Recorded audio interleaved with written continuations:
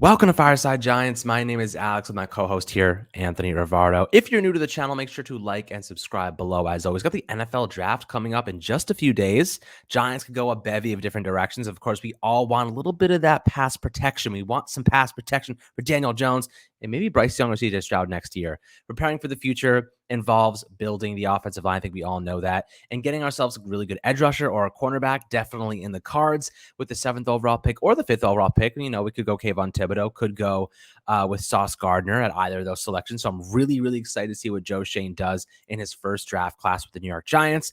But today's episode, we want to take a look at Leo Chenal, Wisconsin linebacker. What does he bring to the Giants? What does he offer? Is he a good scheme fit? A lot of people have been mentioning his name on Twitter. And he's a guy that's definitely caught my attention, specifically because he seems to be a really good scheme fit for Wink Martindale's defense. Specifically, we have a little bit of film I want to throw in here after we take a look at him for a couple minutes, Anthony. Before we do so, how you doing today, my friend?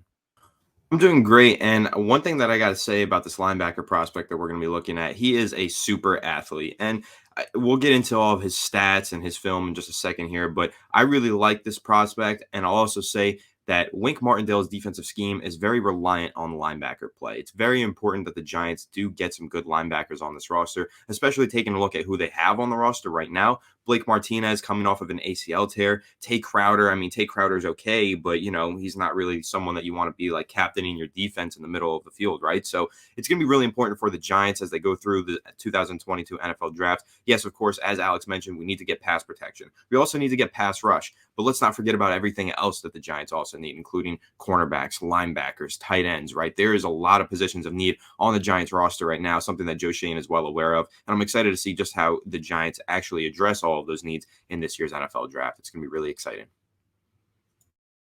Absolutely. Now, Leo Chenal, guys, is a really intriguing prospect. If you don't know much about him, he's from Wisconsin Badgers, of course. Plays kind of this inside linebacker role. He's 6'2", 255 pounds, maybe a little bit lighter now. But a couple of years ago, maybe it was 2 years ago, he put up 40 bench press reps of 225. So he didn't do it at the combine, but 40 reps. I don't think you understand how freaking strong you have to be to hurl 40 reps of 225. That is an unbelievable number. This dude is a brick wall of a human being. People bounce off of him. When guys try to block him, his limbs just are just freaking like logs, right? Like each one's an individual oak tree, and people are running into them and just bouncing off. He is a cement cinder block of a human being. With that kind of power comes great responsibility, as Uncle Ben would say. But this guy is a very unique player. And when you're looking at his fit in Wink Martindale's system, it's specifically as a pass rusher. He fits a really blitz-heavy scheme.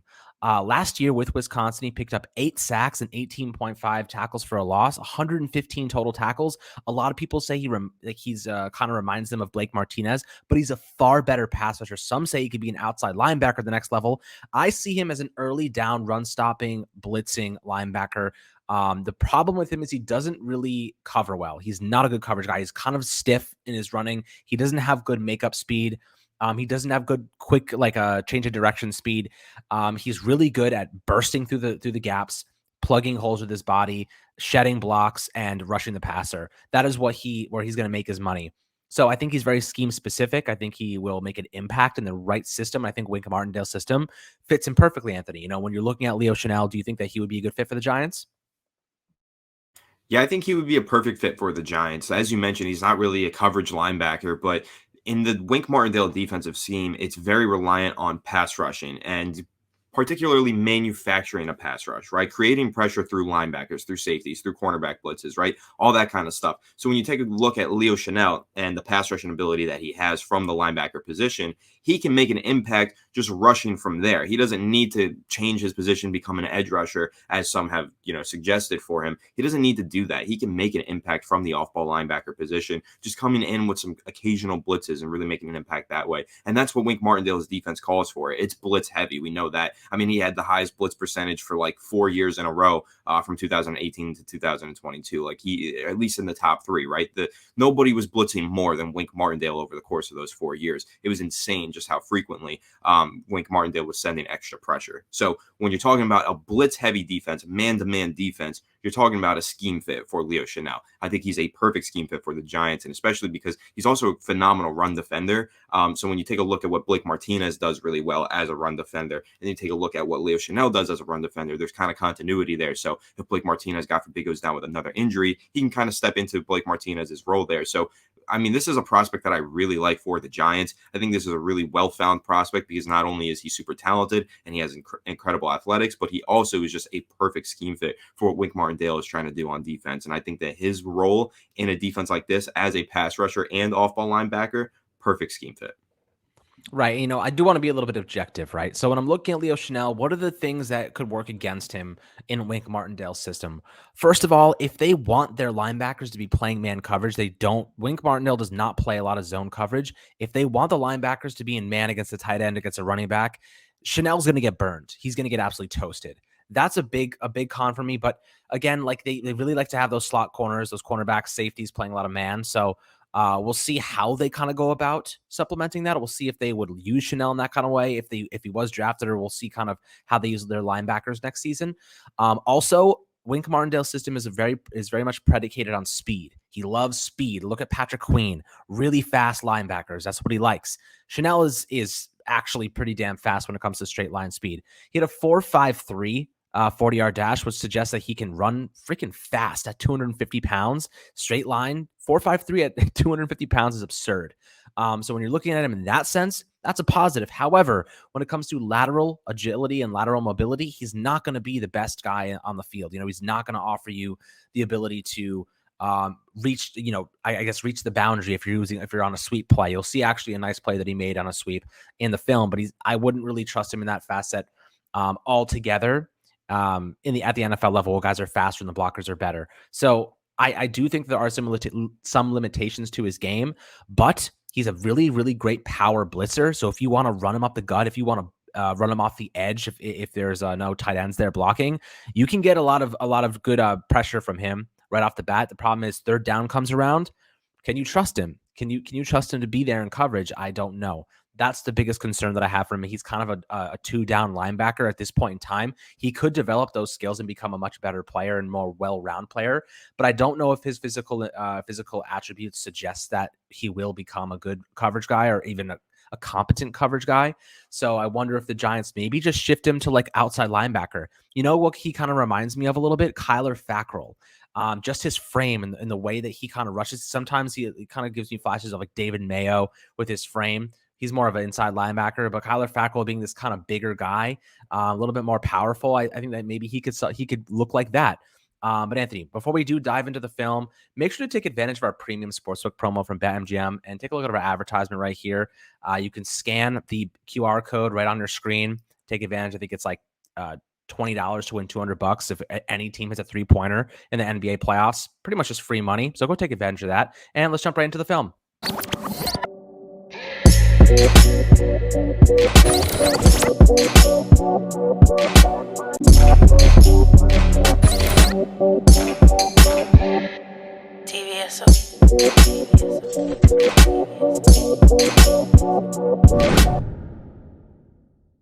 Now, before we dive into the film, I'm actually going to say I kind of disagree with some of your analysis there because I think that Leo Chenal has the ability to be a 3-down linebacker, primarily because, he's a great run defender, so that gives him the ability on downs 1 and 2 to make an impact. No, he's not a great coverage guy, but that's where his pass rushing comes into play. I think that he could pass rush on third down. Passing situations, no, I don't want him in coverage, but I want him to be a blitzer. And I think that when you take a look at what Wink Martindale does defensively, it's a lot of blitzes on third down. And I'll also say in terms of his lateral agility and everything, Leo Chenal he had a 9.99 relative athletic score at the combine this year, which ranked 4th out of all linebackers from 1987 to 2022. So ranked 4th out of 2,188 linebacker prospects to ever step foot in the NFL combine. He is a premium athlete. And if you take a look at his combine numbers, he had a 4.53 40-yard dash, 87th percentile among linebackers, 1.55 second 10-yard split, which was in the 92nd percentile, the 34 bench presses, which was in the 99th percentile, 41-inch vertical, 97th percentile, 10-foot and 8-inch broad jump, 95th percentile. And then here's where the agility comes into play.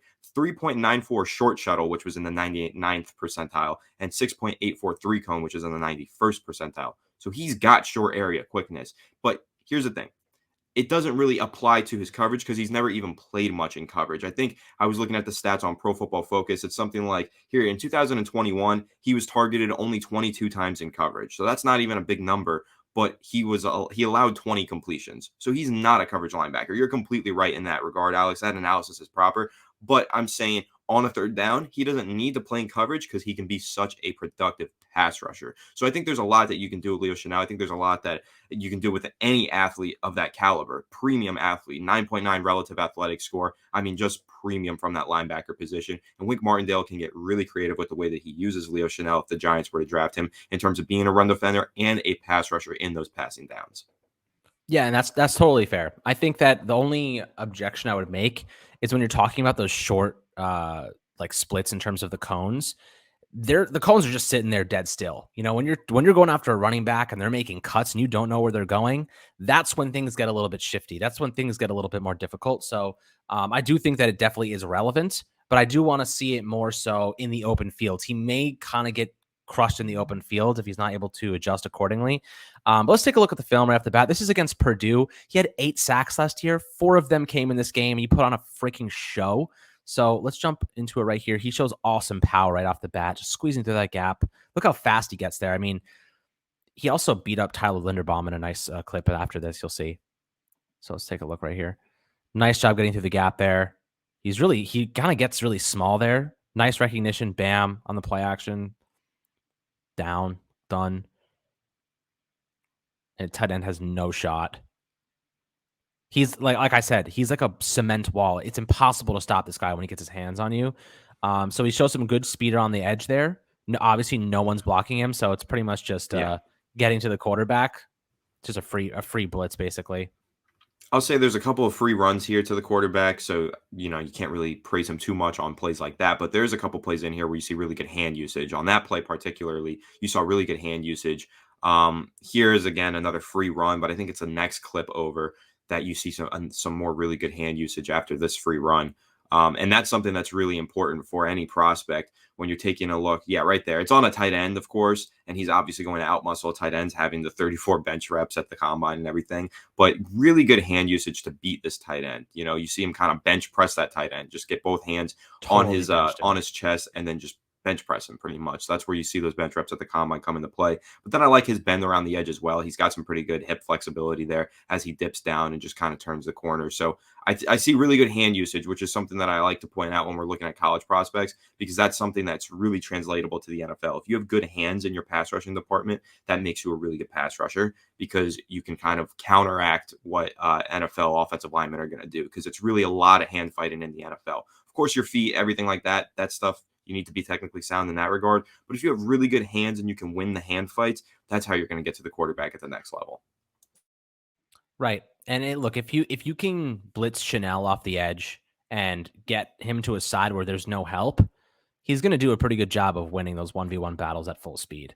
I mean, this is just a free run at the quarterback here, and I don't really understand what Purdue's offensive line is doing for the most part. They got 3 guys blocking 1 guy, and then they got a stunt. They have 3 guys on this side. The center should have probably shifted to the right here, and tried to kind of get his eyes on a different. I mean, he's absolutely basically taken out of this play for 1 guy. So in the NFL, I doubt that will happen as often.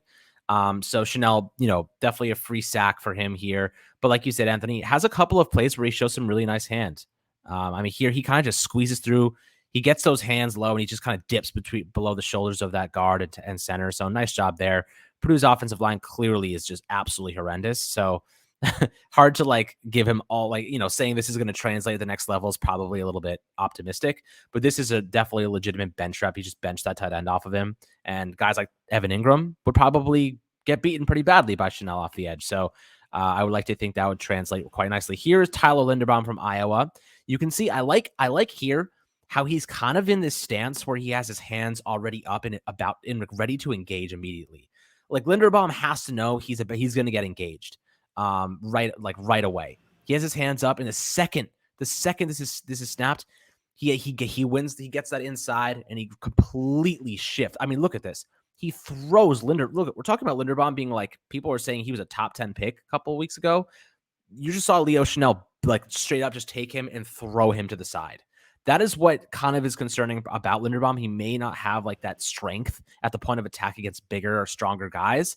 But nonetheless, this is a really nice win here for Chenal. Just throws one of the best players in this draft class to the side, sheds a block there, and then jumps on a fumble. So really nice job there. Just basically tossing off blockers in the red zone, or rather just backed up in their own end zone. Nice job here by Leo Chenal just to shed those blockers and get himself in an advantageous position where his eyes are on the football and he can pick up this fumble. Yeah, I mean, great strength and power at the point of attack. That's always something that you want to see with a linebacker, especially someone who's touted as being such a great run defender as Leo Chenal is. And of course, as you mentioned, he's going up against Tyler Linderbaum. I know Tyler Linderbaum has kind of fallen down in some mock drafts. He's now, looked at as a late first or second round prospect, but that's mainly because he's a center. And yeah, his short arms are part of the reason that he's falling in the draft. And that's probably something that you're seeing show up here. Okay. Of course, Leo Chenal has really good long arms. And I think that's something to really key in on here. It's short arms versus long arms. The long arms win. So that's going to say a lot about Tyler Linderbaum and his potential, struggles at the next level, but also shows that the physical attributes that Leo Chenal possesses are really crucial and allow him to beat great talent like Tyler Linderbaum. Okay. Because Tyler Linderbaum, again, is a phenomenal center talent. He would be, if he was a tackle at that level, like productivity level, and he played offensive tackle, he would be a top 10 pick, but he's a center. So he's a top 20 or top 35 pick. So again, really great talent there, but you're talking about Leo Chenal. He's also probably somebody that the Giants should be targeting early in the second round. So he's a great prospect that I could see end up going at 36, only a few picks after Tyler Linderbaum. So we're talking about talent versus talent. Leo Chenal is no joke. He is a really strong talent that the Giants need to consider early in this draft. Yeah, absolutely. Now let's move on to this clip here. This is just a nice run stop. Nice play recognition here to see him coming across the line of scrimmage on this little handoff from the shotgun. I mean, this is tough to see, right? Chenal, this is tough to see if you're Chenal, because he's trying to see if this is a play action, he wants to get to the quarterback, but he sees that really nicely. And that he kind of recognizes the offensive line is moving with the running back, so he can kind of assume, okay, this guy has it, and he does a really nice job recognizing this play and taking him down. So that's a nice run stop there. He really gets into the backfield at an extraordinary speed, which I really, really like about him, Anthony. And that's something that, you mentioned before, those first two downs when you need that run stopper in there and you have an aggressive guy. Blake Martinez can kind of play cleanup on the back end. You have a guy like Chenal who can burst through the seam right there and overwhelm an offensive lineman. That's pretty damn impressive and a really valuable asset to have at inside linebacker, alongside Blake, who really plays at the second level, cleans up those gaps. We're talking about having an inside linebacker in Chenal who can straight up bulldoze offensive linemen over to blow up running plays. That's a really valuable trait. You're not going to see Tay Crowder do that very often. Chenal does this regularly. So that's something that I really like about him, Anthony. What do you think about this play?